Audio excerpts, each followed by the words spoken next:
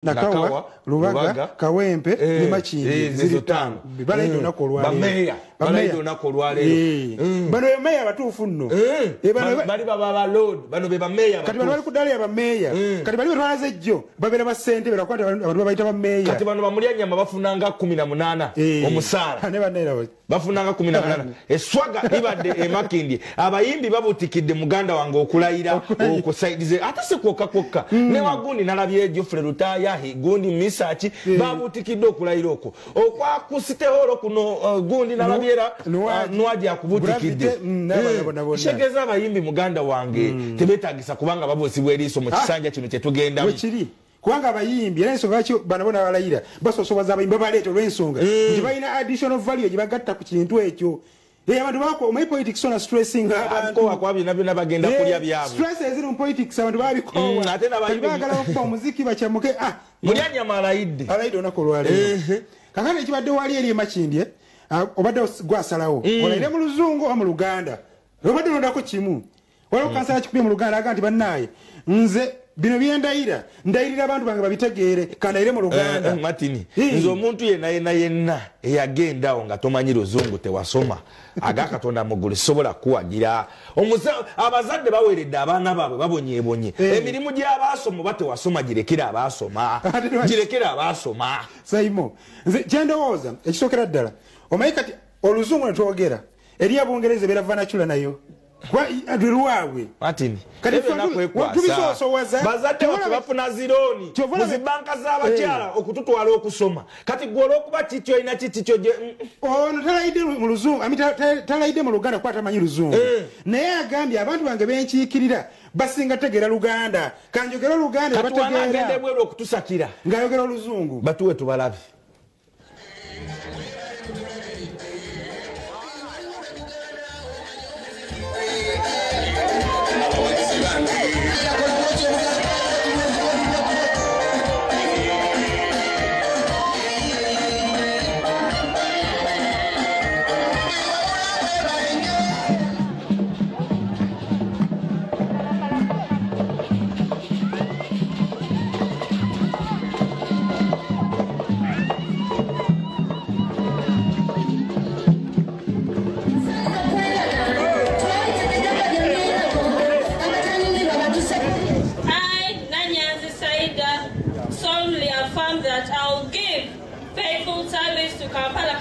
Authority, Makinde Division, and shall support and uphold the Constitution of Uganda as by law established.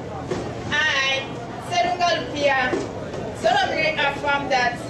I will give faithful service to Kampala Capital State Authority. Solemnly affirm that I will be faithful and bear allegiance to the Republic of Uganda, and that I will preserve, protect, and defend the Constitution. So help me, Ya Allah. Allahu Akbar. Akolera Kampala Capital City Authority nja kuwagira n'okuwanirira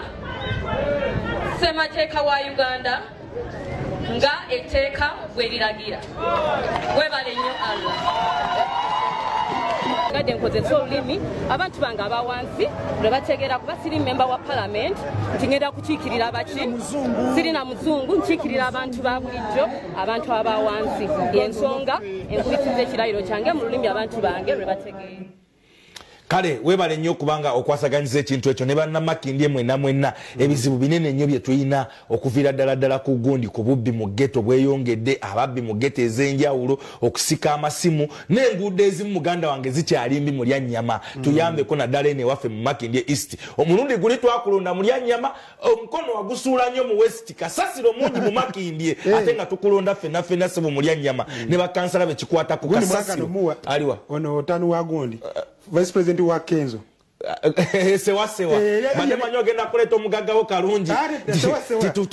sewa yali agala kifeje kya mulya nyama muganda ba Makindye no West Makindye East olugudo lwa gundi olugendo omunyonyo lulio gwa Salama Road ali mu Makindye era Makindye division ye naina atandikire ko olubinyo mulya nyama nese wanyana yite alugendo okwewumuzaako okulya obulamu nayo genda tukajogenda nga wenne mu butuufu Salama Road anyway bwe bityo we bibadde byonna balina side zawo emakindye tongera okubayozayoza and of course ne Jacob yalaidde naye abantu atabava mu media nga muvumirira Jacob it is very bad because Jacob okuveeno n'agenda n'akola ekintu kiri blood wange abanga muganda waffe abantu kikikiridde ngaba namawulire gwendozola abalala befaako naffe muganda ngono waffe tuteekeddwa okubanga tumukwata mu ngeri y'enjawulo njagala kuddamu kwagaliza musajja wange ani Mr. Mosh amazalibwa amalungi yalaidde yazze n'omwana n'abaana be n'engamba ya Mr. Mosh happy birthday abantu bagenze ne omwana ono muwala omukulu wamulabye oyo olaba nga ayambadde bulungi nga yabadde ayambadde oyinza okuza mukyala wa Moshi kati abantu babuuza bane Moshi ate yafunayo omuto bane oyo muwala wa Moshi si mukyala we ogolaba oyo oli oyo musajja wange Moshi oyode bagandi bane Moshi yayingizaawo atembo yakuza bane oli mwana wa Moshi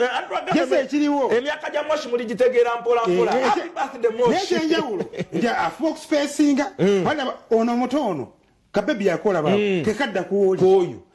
musajja noli si mukulu bukulu jesi myaka 13 ali amulisa bulungi Moshi ayagala nnyo family omaye okusiba enviiri then nagattako n'akakooti akukyo nezo kati okunyuma okwo kwamufudde omukulu abayimbi mulisa abaana bamwe baberengo wa Moshi serebu ye naye n'omwana abengo wa serebu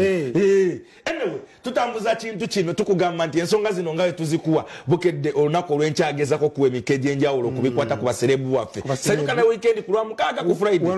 Lwamukaaga nengera ne mu Friday n'emboozi ey'enjawulo ku serebu kera kumache kwa tukolo lwabukedde tukwetera emboozi lwaki Geoffrey Lutaaya okuyingira parliament kugenda mufula omukubayire basinga obugagga mu East Africa wano mu Uganda abadde yo mukuba kayinamu kwa ngambi olaba wali akuna matataawo kugundi emakindi awo Geoffrey Lutaaya yagulawo waliwo speed engeri gyazimba kayingira parliament twekitegeza kati agoba Bobi Wine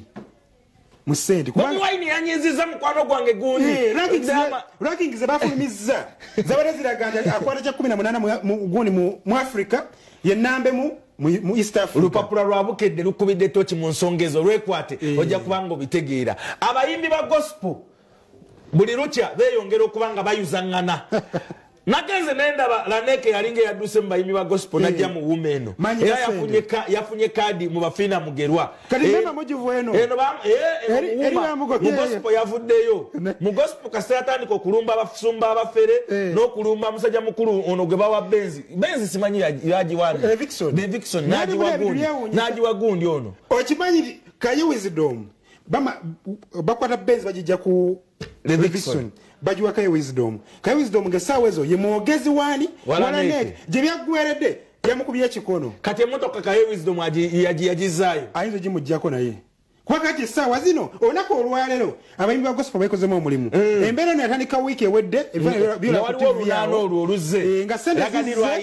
sente wazijja olunana luzze abayimbi ba gospel betemamu bagamba nti nedda Laneke ye president Kayaga amaze president so onako lero bakonyemu siiru bakonyemu stamp balonze Kaye Wisdom gola bona Kaye Wisdom mutabani w'omulala nga president wamu era Laneke balonze ono esimu azijjeko naye yaddukidde wafina n'agamba abalimba adduseeko bayayenze ndi mu Uganda Music Association naye agambye tadde tobawo muyimbye naye na gospel amukubira nti afe enjala Kaye Wisdom yayimba luyimba kyo lwa gospel agenda kuyimba bituwe tulabe tuwe tulabe federation ebaddewo for years nga ina ba presidents abenjawulo naye tuba tulonda ba president bamalako bisanja ne bavaamu kati bwe kiba kisanja kya Kaye Wisdom ffe nga tumukkiririzaamu ekyo ate nakyo ekikulu tetutunuulira timuyimbi gwe tutaddewo okutukulembera alina nnyimba mmeka otherwise ndowooza nze asinga ennyimba ennyingi nze naalibadde lifetime president naye naye tutunuulira obusobozi bw'omuntu asobola okutukuŋŋaanya kiki kyasobola okutugattako ng'abayimbi ekisanja ekyo kya myaka 3 era tukimanyi nti kijja kuggwako ng'alina watutuusizza ate tuleete omulala tuyinza okusala netugamba nti kati tuleese eviction tuyinza okusala netugamba nti kati tuleese exodus muyimbi munnaffe ate tumukkiririzaamu so ekyo tekirina mutawaana okubeera nti ani gwe tulonze okubeera omukulembeze waffe naye saagala mugambe nti zino sente ze zifiiriddeko abayimbi ba gospel okwegatta oba okwemukukalakita z'abantu abalala no kibaddewo naye nga mmwe temukiwa matu kubanga wentandika okweyisa obubi bano baganda bange ne bangamba naye gundi weeyisa bubi nga bayibuli wegamba basooka ne bakuyita abakadde bwogaana ne bakutwala mu kkanisa bwogaana ne bakukanyuga wabweru abantu bagenza owulira the ruckus nga already they had been measures abantu ng'abalokole kubanga tulina okwesotinga mu ffeffeka ye musajja waffe kaye wisdom yoga omaye waliwo kwegamba ekinnumyemu katono Levikson yali kumbiranye n'egundi ne Lanek nayagala musuuza kifo kya president Exodus omulabyewo kati ono kaye yabayiseeko atya Levikson ne Exodus abamanyiddwa ennyo mu industry area eyagundi ya gospel y'okujja ofuna ekifo tebalina managerial skills bagambireko omusajja ono asobola okusabiriza obulungi gwe twatukulembeza sente kaye afiirawo ng'olunana luli wali because babagamba kintu kyangu nnyo mwetereze ng'aba gospel tugenda kuzibawa tubabuuzako ne tubagamba mugamba mutya mwene musizira okubanga mutulaba mama Fina yangambye atulaba nnyo nangamba Simon tusomedde nnyo nina mukwano gwange bamuyita Susan MTC numbers mataga Suzana ayina villas zaali mu kukola kati yabyekwatiddemu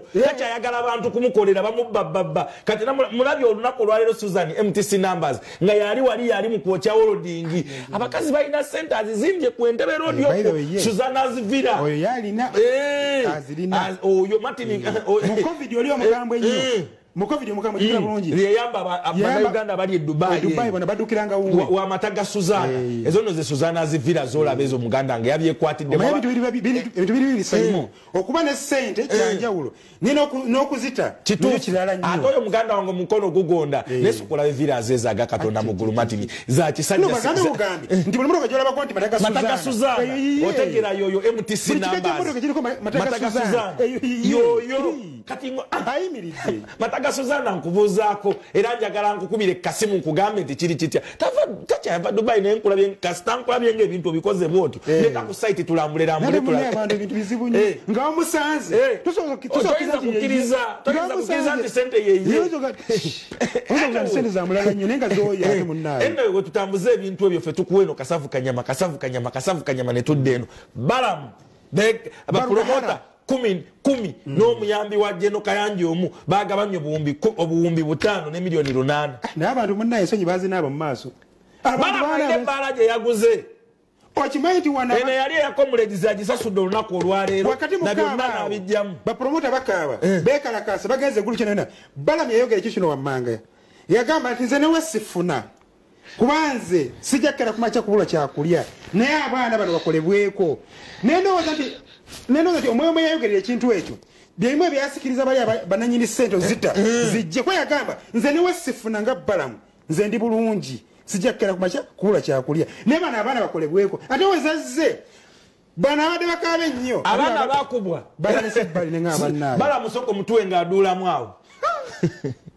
emivuyo ejazze musinza abapromota gyavudde ku ki simanyi lwaki mugamba mivuyo abantu babeera bagabanya ebyabwe bagenda ne bayiga ne bakwata ensolo yaabwe ne bajjako eddiba buli omu n'agabanako kyalina okugabana ne bamugabira ate oba wabeerawo omuvuyo kati ogamba ente weeyise buli weeyise ku ttaka webanga eva Luweero ejjenga etukewa obulenzi ng'ogisalako ng'owakawa obulenzi ab'eruweero ng'obawa obulenzi ng'obawa maganjo kagoma ng'obawa bannange tubeere serious matuga ng'obawa entemu kakati bwe tuba twagenda ffe ne tuyiga abapromota twemanyi tulina ekibiina ekitugatta tulina n'abakulembeze tulina ebibiina bibiri kimu kikulemberwa Bitex Musinguzi ekyokubiri kikulemberwa mwami Ande Mugerwa bakama baffe bakola obukiiko nga buwerako abantu 2 ne balondamu abantu 5 buli kibiina nagamba kati mugende musonjole ensonga zammwe mwemale ebizibu byammwe ne batuula ne bagamba nti okusinziira ku Balamu zisente zasaba asaanira bwe ziti okusinziira ku Bitex zasaba asaanira bwe ziti okusinziira ku ono banaffe abalala batuwekerako abatera okutegeka ezo zi Miss Kawempe abategeka Miss Matuga Miss Nakifuma Kangulumira asimanyi Kangulumira ku ssaza bategekera mu mayumba gaabwe mu bikomera by'amayumba nti awo omwami miliyoni emu ayitawo omulala omwami miliyoni 3 ayitawo te Balamu yali ategeseeyo omupiira n'amboole etigwa Senemeka nti awo tumwayo 10 ayitawo nti ani omulala nti Kavuma yali ategese na bugabo amaato wategeka afuna sente meka naye twafuna ekizibu nti ffe mu bivulu tulina abantu abalala abajja ababeera kumpi newe tukoledde abamu basika chipsi abamu bano abasajja abasiba ebiveera abamu batimba bbaana abamu basibayo ebipande bo abamu bagemi bankuba kati nabo bagamba nti mwatulese ebbali waliwo ebize bitambula ennaku zino 2 eziyise nti essaawa yonna afande Nakalema yandibayita okuoditingira ezo ssente tofunamu kweralikiriramu afande Nakalema yafuuka auditor afande Nakalema talina budde bwebyo bya kisiru ngadamu ezo mbozi abasamize afande Nakalema oli mulokole oba olaba kayisanyo tubiyingiza mu byabayaayi bino bya kiyaayi biveemu bino byabayaayi industry yabayaayi nawe oli muyaayi asigale mu balokole ate ezo ndabye nyambadde masuuti nze ni muntu wa bulijjo ni muntu wa wansi ni mupakasi. We are here because we want to show the world an example that we are one. Ekintu kyengenda okwogera government ekintu kya promoters sibalinaako mutawana kuba nsulumirwa oli yafunye but they should think about the gospel industry. Nze mwennyini nze nali nyina show the biggest concert in this country, Nambole Stadium. I have everything. Government eina okwate ne Nambole. They can ask them. But again, the same thing. This man had a concert. You get Exodus had a concert. Now you very gonna kuja kulwana. Tulina kwera because twali kuwana. Engumi jimanyi kwiruma. Si asobola kuteka olubalo ankungu. Bashaje gamba. Kwa bali bangu yeko. Njagala government etegeere nti bannange waliwo abantu ab'ekikabo ekiti osobola kulaba mata ngali mu kulwana musajja mukyala na mukulembeze already yali yesimbyewo kansala lalayide leero right kongs okyegagamba so the government should really think about that. We are not here as beggars, but if at all bawadde woli omutuzi w'onyanya obanga buli omu bamuwadde because everybody was affected in this. Buli omu yali affected, so they should also think about it. Sawa muzeyi balamu endongo eno gimanyi muganda wange buli promoter imwe emitendera abategesi bali mwe emitendera the Vixen omulabe yali ategese Nambole buli omu ne mu buyimba n'obulango yabukubye Nambole n'agijuza omanyi nti tulina ba TV ba radio presenter nga nabo bakola ki bategeka ebivulu omanyi nti mu kikuubo tulinayo abantu bakola mu kikuubo nga bakabanda nabo nga neno bakola ki bategeka omanyi abakubi ba bana ba Eva Boss ba Naz nti nabo nga ki bategesi nti omuyimbi ajana mugamba nkubira bana za milioni 10 ogenda kuntegeka extra kati yoyogera byonna byonna nti ono musisi mugambe yo abategeka Kampala ina chief maneriyo basalongo siraje bayo kati ya mugamba chichi on a serious note that money should be audited muveyo mugundi mugambe nti we ba stimulus fund president ng'abantu we balanga mu mawulire n'abantu baveyo bagambe nti twakola boti neboti twawa gundi kuba bafuna mu mawulire basoka ne basaba ne bateekayo nti nze bwechi ne tulaba qualifying si bino bya kivangula takwata nti owe gundi afande Nakalema ali ku pastor Siraji afande Nakalema leka baleme kutisa tisa bino bya buyayi ndi yasoloza ku bantu muri musigo abakuri mu bagalo kufulo gwabayaye nesigwa abayaye afande Nakalema and by the way balambi yayogera nti kuno muri gwabayaye bibyono na industry kitufu eri abakuru bagira bange yabayaye ne abantu bali mu art industry abali muteeka ebivulu bantu bali stede nnyo to bayaye kitufu anyway katwagala twogereko ne musajja wa Ziza Bafana agama tanagwa era ino limba ne musajja mukuru palasa inengeri jagabaga bamuzi kolabe napo zino aneba nesinga siroko down yenu abayimbi gibaliko namulabya anywegera mukwano gwange Sasha Brighton balina akayimba nabo bambi omanyi Sasha ekisa kyamuyitirira gondi shonga engeri ya musenzo olinaga ati genda kati Sasha nanaga ndi kale byali no biwanvu Sasha omanyi n'enyimba zali mu studio bamuganze esasulire mpa Bafana tumulabe Ziza Bafana tuni empia ne Palaso ne Uncle P wajitegedde amanya yo bagita mpeke tandiso evumulo oba kibisi atwagira bene ku page ya Nicki Minaj choko nange Nicki tomogera nakuko wana love yo ne Nicki ogitusawa kati ata ina bababe neze just ndi fani watamwagala nnyo ngane bwana kitegera nti atekati ngawo omanye kyate kirala nakulabye omugamba gwono mu comment no mugamba mbuna sporting talent yo kwaganga njaga just walo kinatenyaga testing nsokera mwere kulimba olupya mpeke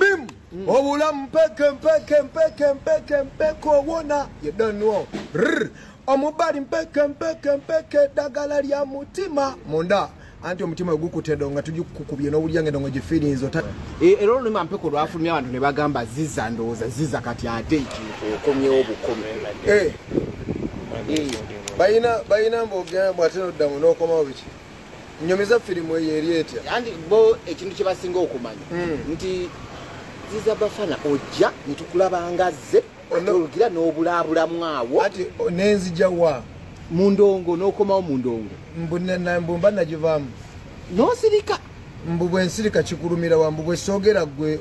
obusungu obujja wa sasulira okusirika kwange nsasule nga njogere kale bwe kiba kikuluma gwe kati obulwaki obusungu bulyawo obujja obugamba nti nno bwensirika mu kibi ye musajja wange ziza bafwana zedi bafwana bwatyo wagezako kubanga ananya kugundi ku manager loja mukwate kaddemu baja kuddamu manager loja lubega bali ole bali batuse nga balinga kwegamba bakiriziganya nti abaddemu amuyambeko the Ugandans give second chance Ugandans I think bafana management staff zimusumwa ekimusumwa kiri kimu management nengo omuntu talenti agirina kituufu kale muganda wange yebukedde TV2 buli lunaku tuba wano Monday to Friday sai mu kitundu paka saa 2 Martin Ndijo sai mumune no mu kibuga Judy muganda nga onako olwalero taliiwo tugenda kusibulira wano tukikwasaganya onako olwencha same time mubadde balabi balungi musajja mukulu Kimura yategeka okusobola okulabika bwetuti Javez n'ateeka mu kamera ali musajja wa folio wa wansi yani abitematema Javeza ambuza Susan jali waliyo Justus and of course field command ngabera onyo wali ku social media okulaba nti buli kimu kitukolana kita mbitevu wali kati atolo muganda nge field commander nambwayo ne timu yonayo nabituletera wano muri bamanyi nnyo Margaret yabera onyo wali social media bonna Margaret ayina mukwano gwa fane kalibala ali United States of America anyway bakati wasibula Kasalabe kya mu kiduula awagiddwa